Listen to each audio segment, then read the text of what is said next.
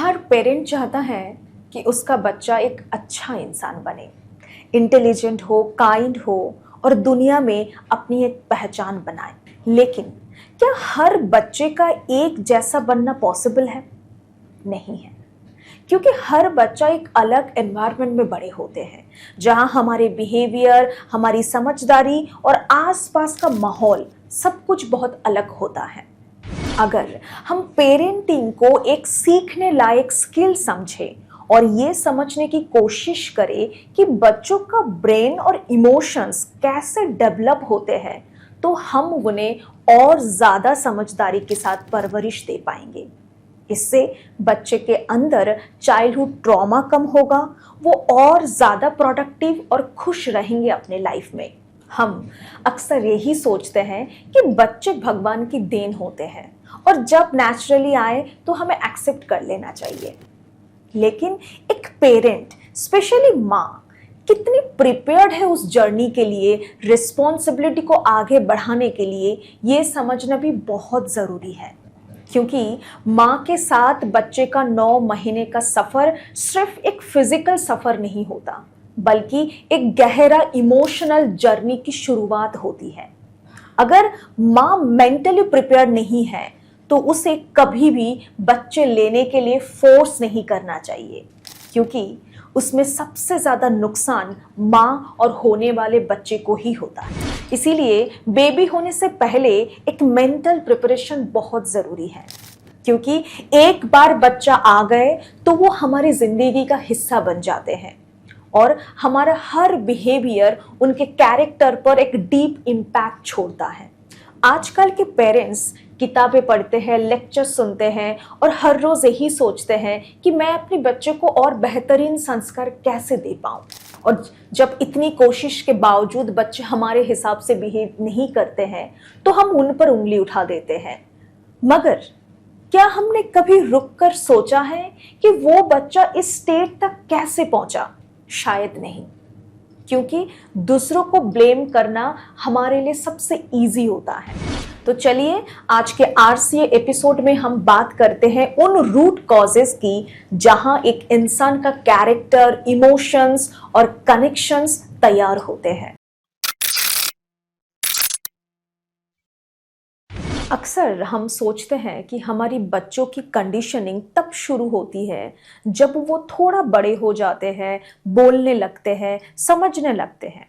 लेकिन सच है कि बच्चे माँ के पेट से ही सब कुछ महसूस करना शुरू कर देते हैं। माँ का हर इमोशन, हर थॉट उन तक पहुँचते हैं। इसीलिए प्रेगनेंसी के टाइम माँ की मेंटल कंडीशन बहुत मैटर करती है।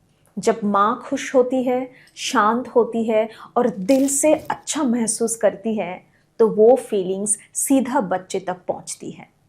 वहीं पर जब माँ परेशान होती है, उदास होती है या अंदर से टूट रही होती है, तो वो दर्द भी बच्चा महसूस करता है। सोचिए, एक छोटा सा बच्चा जो दुनिया में आए भी नहीं, वो अपनी माँ की हर एहसास को चुपचाप महसूस कर रहा होता है।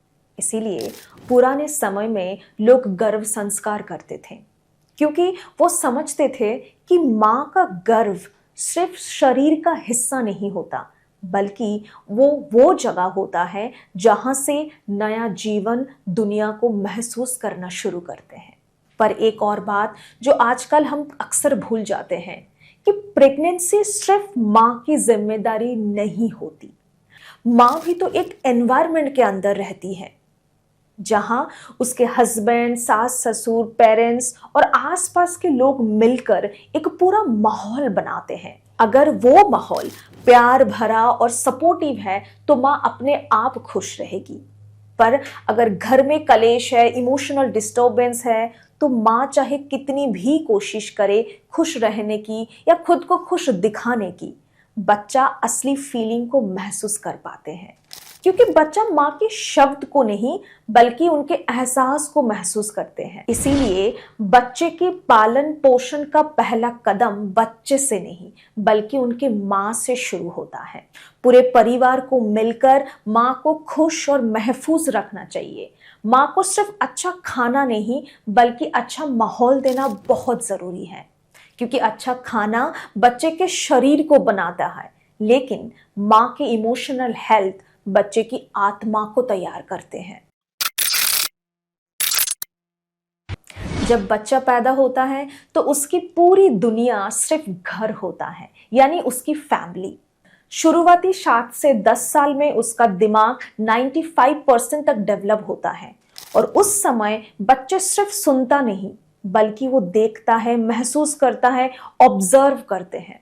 वो देखते हैं कि माँ कैसे रिएक्ट करते हैं, पापा कैसे बात करते हैं और वो दोनों आपस में कैसे बिहेव करते हैं। अगर हम उससे सब्र यानी पेशेंस सिखाना चाहते हैं तो हमें खुद भी वो पेशेंस दिखाना पड़ेगा। अगर हम छोटे छोटे बात पे गुस्सा करने लगे तो वो भी वही सीखेंगे। अगर हम चाहते हैं हमारे बच्चे अच्छी बातें सीखें तो हमें खुद भी दूसरों की बुराई करने से खुद को रोकना होगा। और हम जब खुद वो चीजें करेंगे तो बच्चे वो देखकर खुद ब खुद सीख जाएंगे। जरा सोचिए, अगर घर में रोज लड़ाई झगड़ा होता है तो बच्चे के माइंड पे वो एक अलग इम्पैक्ट क्रिएट करता है। कभी बच्चा बहुत शांत हो जाता है, चुप हो जाता है, या तो कभी वो प्रोटेस्ट करने के लिए बहुत ज्यादा गुस्से वाला बन जाते हैं। इसीलिए हमारा बच्चे की परवरिश सिर्फ अच्छी बातें सिखाने से नहीं होता है, बल्कि उन अच्छी बातों को खुद को भी जीना होता है। अगर हम चाहे बच्चा इज्जत देना सीखे तो हमें भी अपनी आवाज और बर्ताव में इज्जत रखनी होगी। अगर हम चाहते हैं कि वो दूसरों को समझे तो हमें भी अपने रिएक्शन में वही समझदारी दिखानी होगी। क्योंकि फिर से मैं रिपीट करूंगी कि बच्चा हमारे शब्द नहीं बल्कि हमारे बर्ताव को महसूस करते हैं और वहीं से ही वो सीखते हैं। आज बहुत सारे पेरेंट्स को लगता है कि बच्चों की परवरिश बहुत मुश्किल हो गई है, जबकि पहले के टाइम में ऐसा बिल्कुल नहीं था। तब ज्यादा बच्चे होते थे, सब मिलकर बढ़ते थे और वो आसपास के माहौल और अपने पेरेंट्स को देखकर उसी हिसाब से सीखते थे। लेकिन ये भी सच है कि उन सारे पेरेंट्स बच्चों को जबरदस्ती कुछ अलग सिखाने की कोशिश नहीं करते थे, बस उन्हें अपने जैसे ही बड़े होने देते थे।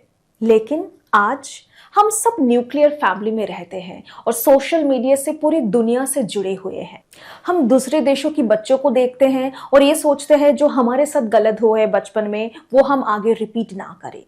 इसीलिए हमें वो पुरानी साइकिल को तोड़ने में और एक नया तरीका बनाने में हमेशा एक एक्स्ट्रा एफर्ट लगाना पड़ता है। लेकिन हमें ये याद रखना होगा, अगर हम खुद में वो बदलाव ला पाए तो हमें बच्चों को अलग से वो सिखाने की कोई जरूरत नहीं है। वो बच्चे हमें देखकर ही वो अपने आप सीख जाएं। और एक बात जिसके बारे में हम उतना खुलकर बात नहीं करते हैं और कितना गहरा उसका इम्पैक्ट है हम वो समझने की कोशिश भी नहीं करते हैं, जो है पोस्टमार्टम डिप्रेशन। ये न्यूज कितने दर्दनाक और डरावनी लगता है जब हम सुनते हैं कि एक माँ अपने न्यू बॉर्न बच्चे को खुद मार दी। चाहे उसके पीछे कोई भी रीजन हो सकता है कि वो रोने की आवाज से परेशान होकर या घर के काम सही से नहीं कर पाने पर जब घर वालों से उनको ताने मिलते हैं तो वो सुनकर वो एक खतरनाक डिसीजन लेते हैं। लेकिन क्यों एक माँ इतनी हद तक चली जाती है? क्योंकि हमने आफ्टर डिलीवरी हमारा सारा फोकस बच्चों पे कर दिया। माँ को प्रॉपर रेस्ट लेने नहीं देते हैं, ऊपर से बच्चों की और घर की जिम्मेदारी साथ साथ लेने की एक प्रकार फोर्स करते हैं। उस टाइम माँ फिजिकली वीक होती है, हॉर्मोन्स अनस्टेबल होते हैं और वो इमोशनली बहुत सेंसिटिव होते हैं। फिर भी हम एक्सपेक्ट करते हैं कि वो जल्दी से नॉर्मल हो जाए और यही से शुरू होता है पोस्टमार्टम डिप्रेशन। माँ को आराम, देखभाल और बिना जज किए सुनने की जरूरत है। अगर वो इरिटेट हो रहे हैं तो उसे जज मत करिए, कभी सिर्फ सुन लेना ही सबसे बड़ा इलाज होता है।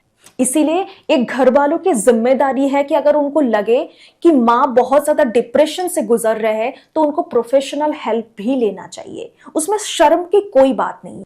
हमें ये याद रखना पड़ेगा कि हेल्दी बच्चा वही होता है जिसका घर पहले माँ को हील करता है। लेजीनेस मत समझिए, वो एक मेडिसिन है उस टाइम के लिए।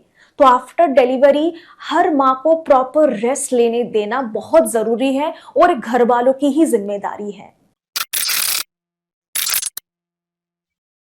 आज के बच्चे डिजिटल दुनिया में पैदा हो रहे हैं जहां जानकारी बहुत सारे हैं, पर कनेक्शन, रियल कनेक्शन बहुत ज्यादा कम है। पहले के माँ बाप के पास शांति थे, टाइम था, लेकिन आज के माँ बाप दोनों ही वर्किंग है, घर में पैसा तो है, सुविधा है, लेकिन बच्चों को सुनने के लिए और समझने के लिए हमारे पास टाइम नहीं है। शायद इसीलिए आज बच्चे छोटे उम्र से ही स्ट्रेस और एंजाइटी के शिकार होते हैं, क्योंकि हमने उन्हें टाइम देना और उन्हें सुनना बंद कर दिया है। हमें लगता है हमें उन्हें सब प्रोवाइड कर दिया, बस और क्या चाहिए। हम उनके प्रॉब्लम्स को अपने बचपन से कंपेयर करते हैं और उनके दर्द को छोटा समझ लेते हैं। लेकिन हमें यह समझना होगा कि हमारे पेरेंट्स या उनके पेरेंट्स ज्यादातर सर्वाइवल मोड में जीते थे, जहां उनका फोकस था बेसिक नीड्स को पूरी करना। लेकिन आज हमारे बच्चों के पास वो सारे सुविधा है, इसीलिए उनका फोकस नेचुरली इमोशनल वेलबींग की तरफ होते हैं। इसीलिए आज के पेरेंटिंग में अवेयरनेस और प्रेजेंस सबसे जरूरी है। बच्चों से ज्यादा एक्सपेक्टेशंस ना रख के हमें खुद पे एक्सपेक्टेशंस रखना है कि हम कैसे हैं, हम में क्या कमी है। हम जब उसको ठीक करेंगे तो अपने आप हमारी बच्चे सुधर जाएंगे। और इसी के साथ खत्म करते इस एपिसोड को। ऐसे ही इंटरेस्टिंग टॉपिक की रूट कॉज जानने के लिए RCA with Sangeeta Roy channel को सब्सक्राइब करना मत भूलिए। Thank you.